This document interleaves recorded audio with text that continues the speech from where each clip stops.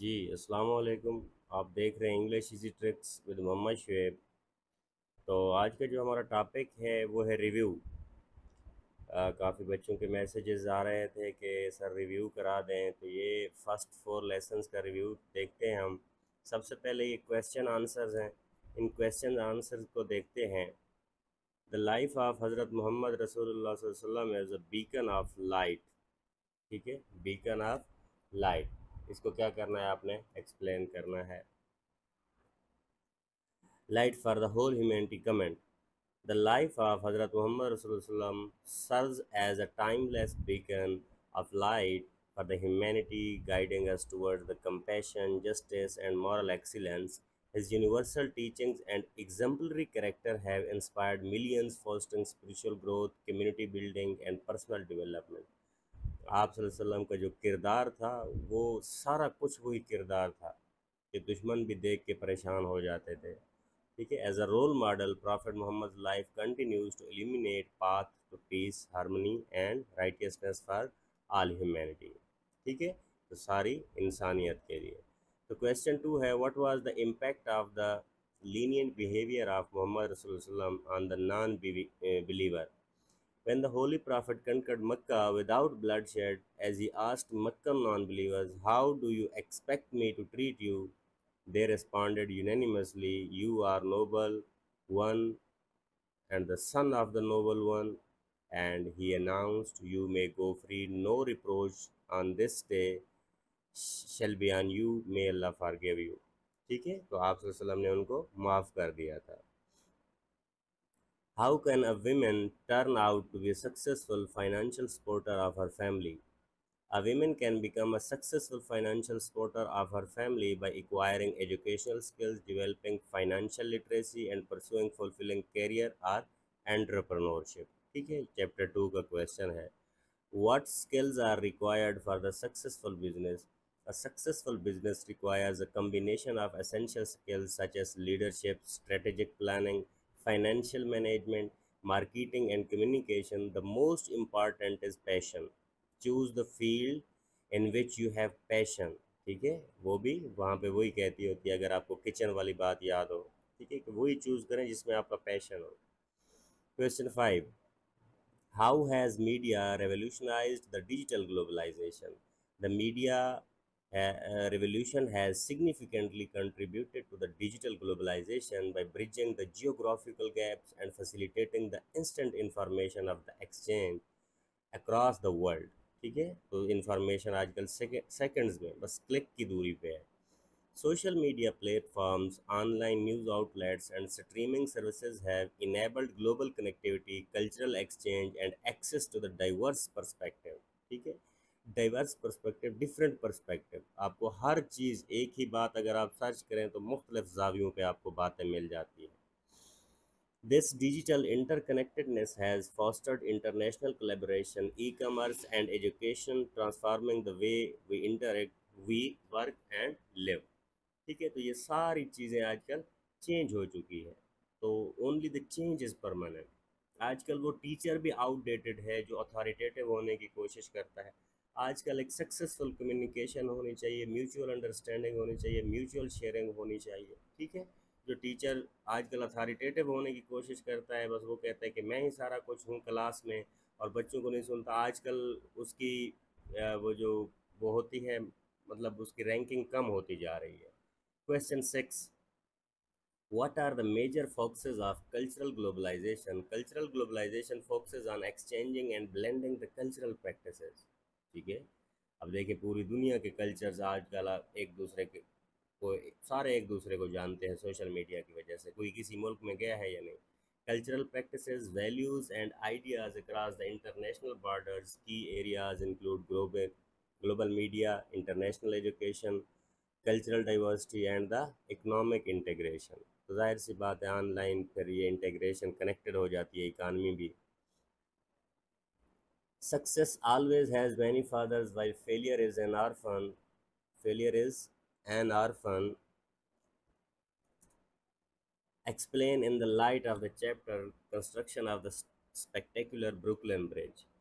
जी, इसको देखें। The quote success has many fathers while the failure is an orphan is an exemplified in the Brooklyn Bridge construction, where the numerous contributors claimed credit for its ultimate success. However, when the setbacks occurred, जब नुकसान हुआ, such as accidents and the engineering challenges, individual distanced themselves.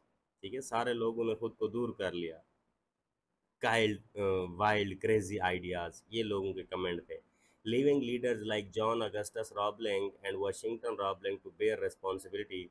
This phenomenon highlights the tendency for the people to associate themselves with the success and the dissociate from the failure. ठीक है, तो जब आपका अच्छा वक्त होता है तो सारे आपके दोस्त होते हैं, बुरे वक्त में कोई किसी का नहीं होता जी. Question 8. What skill did Emily Warren Roebling acquire for the construction of the Brooklyn Bridge? The Emily Warren Roebling acquired skills engineering principles, mathematics में तो वो वैसे ही एक्सपर्ट थी क्योंकि उसकी फील्ड थी, and project management to support her husband Washington Roebling during the Brooklyn Bridge construction. Emily's expertise helped to overcome the technical challenges and ensured the bridge's successful completion in 1883, earning her recognition as a pioneering female engineer and unsung hero. ठीक है, उसने बहुत ज़्यादा help की थी अपने husband की.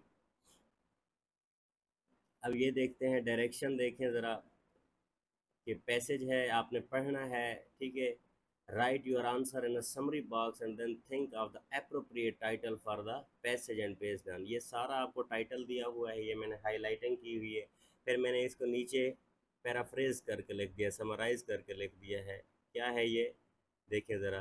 The author is highlighting the value of rare pennies, specifically the 1943 copper penny and double die penny which can fetch high prices at auctions. Auctions कहते हैं लेलामी को, कोई चीज़ जाके बेचना. due to their uniqueness and ultra rare availability.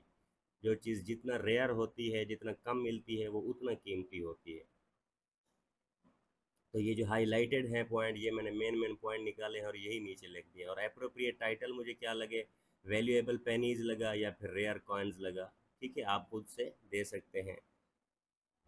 When one hears the term reality applied to show, we might expect that the, हाँ ये इसने लिखा हुआ है, ये भी आपने पढ़ना है. इसको भी क्या करना है, वही समराइज करना है. ठीक है, अब देखिए मैंने उसको समराइज कर दिया. The author argues that the reality TV shows often deviate from actual reality with manipulated environments, restaged events, and producer-driven storylines leading to the loss of credibility and authenticity. आज भी अगर आप पाकिस्तान में अपने चैनल्स देख लें, जियो कुछ बता रहा होता है, एयरवाई कुछ बता रहा होता है, एक ही टॉपिक पे, एक ही बात पे. ठीक है, वो बस इसी तरह. तो इसका एप्रोप्रिएट टाइटल मैंने क्या दिया, the illusion of the reality TV shows. ठीक है, जिस इल्यूजन कहते हैं फ्रेब को, आंखों का फ्रेब, धोखा. अच्छा, ये एक स्टोरी है, when the Gertrude great grieve great and trace out the elements of the story depending on the end of the story. ये जब आप पढ़ लेंगे, क्योंकि इस तरह तो वीडियो बहुत लेंथी हो जाएगी, आप पढ़ लेंगे तो आगे मैंने आंसर निकाल दिए हैं, आपको फिर वो समझ आ जाएगी. ठीक है, कि ये आथर्स पर्पज़ यहाँ पे क्या है, यहाँ पे आथर का पर्पज़ है परसुएड करना. आप जब स्टोरी पढ़ेंगे तो आपको पता चलेगा कि कैसे वो मोटिवेट कर रहा है. और इसका जेनरा कौन सा है, जेनरा फिक्शन है. ठीक है, फिक्शन क्या होता है, अफसाना जिसे हम कहते हैं. फिक्शन के बारे में कहा जाता है कि fiction is the lie through which we tell the truth. सब जेनरा क्या है, फेबल है. फेबल का क्या मतलब होता है, ये नीचे लिखा हुआ है. ठीक है, fable is a short narrative that conveys the moral message, जिसमें कोई अखलाकी सबक आपको मिले, उसे क्या कहते हैं, फेबल. आगे नरेटर्स पॉइंट ऑफ व्यू देखें. Narrator point of view third person limited है. ठीक है, जब ही शी किसी थर्ड पर्सन आ जाए तो उसे क्या कहते हैं, थर्ड पर्सन नैरेटिव कहते हैं. और जो थर्ड पर्सन नैरेटिव होता है, ये सबसे ज़्यादा अथेंटिक समझा जाता है. ये अथेंटिक क्यों समझा जाता है, इस बात को ज़रा समझने की कोशिश करें. फर्स्ट पर्सन जो होता है, इंसान अपने कभी ऐब गुनाह नहीं बताता. ठीक है, फर्स्ट पर्सन जो होता है, जो सबसे वो वीक समझा जाता है. जो सेकंड पर्सन होता है, वो भी आप सामने बैठे हुए किसी की तारीफ़ कर सकते हैं. जो थर्ड पर्सन होता है, जब आप गैर मौजूद होते हैं, थर्ड पर्सन, तो इसको सबसे ज़्यादा अथेंटिक माना जाता है. लिटरेचर में। उसके बाद देखें समराइज टेक्स्ट है, Gertrude a mediocre student is encouraged by her teacher mister to strive for the excellence. ठीक है, उसका टीचर उसे बताता है कि तुम एक अच्छी ज़िंदगी गुजार सकते हो। She has a dream that shows her a bleak future if she doesn't change her veg. जाहिर सी बात है, अगर आप खुद को चेंज नहीं करते तो आप चेंज नहीं हो सकते। तो ये कहा जाता है कि अगर आप वही करते आ रहे हैं जो आप हमेशा से करते आ रहे हैं, तो आपको वही मिलता आएगा जो हमेशा से मिलता आया है। आप कुछ नया करेंगे तभी कुछ नया मिलेगा। First you make habits then habits make you. इस तरह से मुफ्त में कुछ नहीं मिलता। Inspired by this vision Gertrude begins to work harder. Teacher से इंस्पायर होकर वो काम करना शुरू करके helping more at home and earning better grades, और फिर उसके मार्क्स भी अच्छे आने लगते हैं। She transforms from a mediocre student to high achiever. ठीक है, फिर देखें वो अच्छी अचीवर बन जाती है, अच्छे मार्क्स लेती है, and eventually Leeds a happy and fulfilling life. तो जाहिर सी बात है उसके बाद फिर अच्छी लाइफ। ठीक है, उसके बाद इसने की इवेंट्स, ऊपर ये जो ब्लैक में लिखा हुआ है बरीक, 5 की events from the beginning middle और एंड। ठीक है, तो ये मैंने की इवेंट्स लिखे हैं। जो ग्रीन वाला है ये बिगिनिंग का है, Gertrude teacher mister encourage her to do better in the class. और कहानी के मिडल में से क्या है, ए और बी को देखें। Gertrude has a dream that shows her bleak future if she doesn't change her views. ठीक है, और बी भी मिडल में से है। Gertrude begins to work harder helping more at home and earning better grades. और एंड से देखें, ये जो दो चीज़ें मैंने उठाई हैं, Gertrude transform a mediocre student to high achiever. और इसी तरह बी देखें, Gertrude leads a happy and fulfilling life proud of her accomplishment and her newfound confidence. ठीक है, एक्सपोजिशन क्या होती है? एक्सपोजिशन किसी भी चीज़ का स्टार्ट होता है। एक्सपोजिशन क्या होता है? स्टार्ट होता है। अब इसमें क्या क्या आता है? टाइम होता है present day, the possibly near future या हो सकता है। प्लेस होती है द टोटली टिपिकल टाउन, जो उसी की बता रहा है जो हमने गर्ट्रूड वाली ऊपर देखी है स्टोरी। लोकेशन क्या है? गर्ट्रूड का घर और स्कूल है। ठीक है, टीचर की बात हो रही है और उसके घर की। इन्वायरमेंट क्या है? एवरेज नेबरहुड है, एवरेज स्कूल है, एवरेज कम्युनिटी है। ठीक है, तो ये इसमें सेटिंग भी आ गई है, सारी एक्सपोजिशन भी आ गई है। और सेटिंग क्या है उसकी? इन्वायरमेंट, होम है उसका, ये सारा क्या टाइम जो सीक्वेंस होता है ये सारा इस सेटिंग में आता है। उसके बाद कन्फ्लिक्ट क्या है? कन्फ्लिक्ट ये है Gertrude's mediocrity and lack of motivation versus her desire to excel and reach her full potential. ये कन्फ्लिक्ट है कि वो दुनिया ज़िंदगी में कुछ करना तो चाहती है, लेकिन बेचारी कुछ कर नहीं पा रही। जैसे कुछ लोग होते हैं वो चाहते हैं कि हमारी उंगली कटे और हमारा नाम शहीदों में आ जाए। अब शहादत के लिए उंगली कटवाना तो नहीं है ना, उसके लिए तो बड़ी शर्त है। ठीक है, तो इसका भी इसी तरह का इशू था। अब राइजिंग एक्शन देखें। राइजिंग एक्शन क्या होता है? जब आपका मामला आगे की तरफ बढ़ रहा होता है। राइजिंग एक्शन एक दो तीन कोई हो सकते हैं, मैंने तीन लिखे हैं। इसने कहा है कि इधर आप तीन लिखें, हमने तीन लिखे हैं, वैसे कई हो सकते हैं। Gertrude dream that show her bleak future if she doesn't change her way. ये भी अब राइजिंग एक्शन है, यहाँ से उसे मोटिवेशन मिलती है। Her decision to start working harder and help more at home, ये भी उसके लिए एक स्टार्टिंग पॉइंट है। ठीक है, जब वो स्टार्ट करती है ताकि वो आगे की तरफ बढ़े। थर्ड को देखें, her gradual improvement in her grades and overall performance. तो जाहिर सी बात है यही चीज़, ये भी एक नया स्टार्ट होता है कि जब आपको टीचर अप्रिशिएट करना शुरू कर दे और आपको लगता है कि बस मैं तो हूँ अच्छा, और आप खुद ब खुद पढ़ के आते हैं। क्लाइमेक्स क्या होता है? क्लाइमेक्स सबसे पीक लेवल होता है, जब स्टोरी का सबसे पीक लेवल होता है उसे क्या कहते हैं? Climax. Where she realises she has fully transform from a mediocre student to high achiever and is now leading a happy and fulfilling life. ये टर्निंग पॉइंट होता है, क्लाइमेक्स। अगर कभी आपने वीडियो मूवीज़ देखी हूँ तो बीच में एक वक्फा आ जाता है जब इंटरवल लिखा आता है। ठीक है, ये उस तरह का सीन होता है जब हाईएस्ट पॉइंट पे होती है स्टोरी। फॉलिंग एक्शन क्या होता है? जब वही मसला हल होने लगता है उसे फॉलिंग एक्शन कहते हैं। अब इसको देखें, her recognition of the importance of self believe and motivation. ठीक है, हर रिकॉग्निशन, जब वो रिकॉग्नाइज कर लेता है ना इंसान, जब उसे पता चल जाता है कि मेरे अंदर पोटेंशियल है, तो फिर आपका मसला हल हो गया समझे। उसके बाद दूसरा फॉलोइंग एक्शन क्या है, her newfound confidence and sense of purpose. जब जिंदगी का मकसद आपको पता चल जाए फिर भी आप बहुत आगे चले जाते हैं। उसके बाद देखिए रेजोल्यूशन है। रेजोल्यूशन क्या होता है, जब वो मसला हल होता है। फॉलोइंग एक्शन वो होता है कि जब आप हल की तरफ जा रहे होते हैं, रेजोल्यूशन होता है जब हल हो जाता है।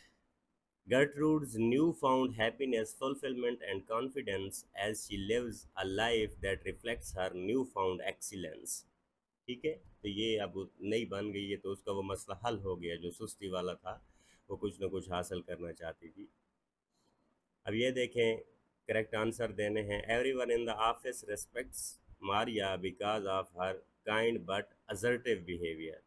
ठीक है, कनोटेटिव मीनिंग है। असर्टिव का मतलब होता है जो काबिल, मतलब जो दरमियाना होता है, ना तो बहुत ज़्यादा पॉजिटिव ना तो बहुत ज़्यादा नेगेटिव। बॉसी थोड़ा सा नेगेटिव लिया जाता है, जो बंदा हर चीज़ को बस बताता है कि जी मैं आपका बड़ा हूँ, मैं आपका बड़ा हूँ। डिमांडिंग भी वो होता है जिसको हर बंदा चाहे। तो हर बंदा चाहे ऐसा भी कोई इंसान नहीं होता जिसको हर बंदा चाहे। वेल, सेकंड देखें, well said Curtis with an embarrassed smile, I am looking for a more economical. ठीक है, जाहिर सी बात है, ये अब कोई सिचुएशन है जिसमें बंदा गया हुआ है। Accurate, accurate. ठीक है, कट रेट आइटम ये भी थोड़ा सा नेगेटिव आ जाता है। चीपर भी ये थोड़ा सा नेगेटिव कॉनोटेशन में आ जाता है, जो हमने यूफेमिज्म पढ़ा था, अगर आपके माइंड में हो तो। जो मोर इकोनॉमिकल होता है ये थोड़ा सा पॉजिटिव वर्ड होता है। जब आपका बजट किसी चीज़ से नहीं मिल रहा होता तो उसके लिए मोर इकोनॉमिकल यूज़ होता है। चीप थोड़ा सा इनफॉर्मल वर्ड हो जाता है। थर्ड को देखें, here is a scholarship that you might qualify for, said Ahmed advisor. It is for the people who are poor, poverty stricken or underprivileged। ठीक है, पुअर भी हो सकता है, अंडर प्रिविलेज भी हो सकता है, ये सेम तरह के हैं। लेकिन अंडर प्रिविलेज वो होता है, पुअर होना जो है that is something else. Under privilege वो होता है जिनको मौके ही ना मिले हों, जिनके पास अपॉर्चुनिटीज़ ही ना हो आगे बढ़ने की।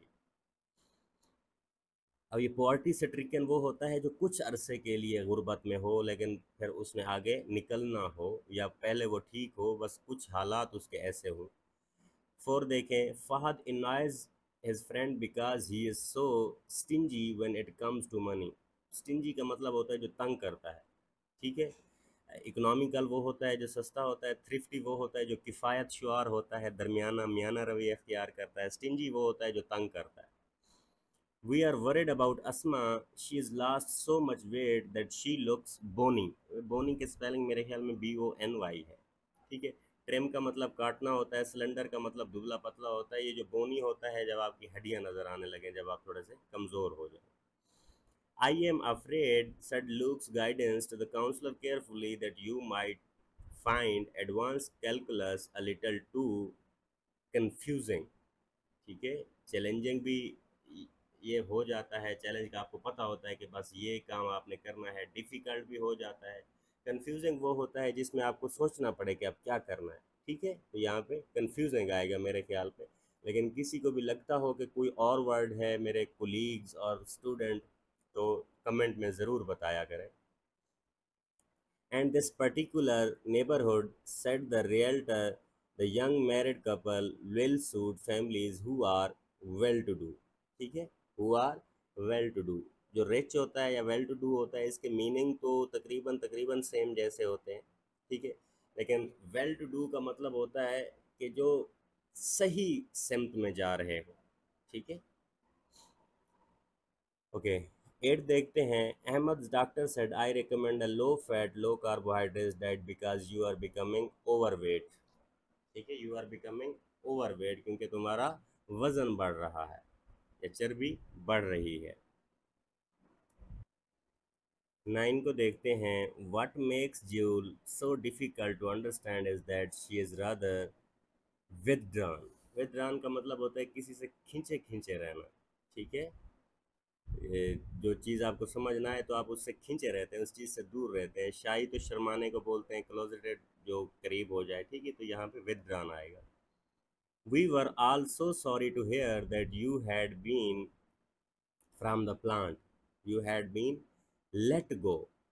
अब देखें फायर्ड, ये यूफेमिज्म अगर आपको याद आ रहा हो, यूफेमिज्म क्या होता है, जो बहुत तल्ख बात हो उसे थोड़ा सा मीठे अल्फाज में कह देना। फॉर एग्ज़ाम्पल, मैं आपको एग्ज़ाम्पल देता हूँ।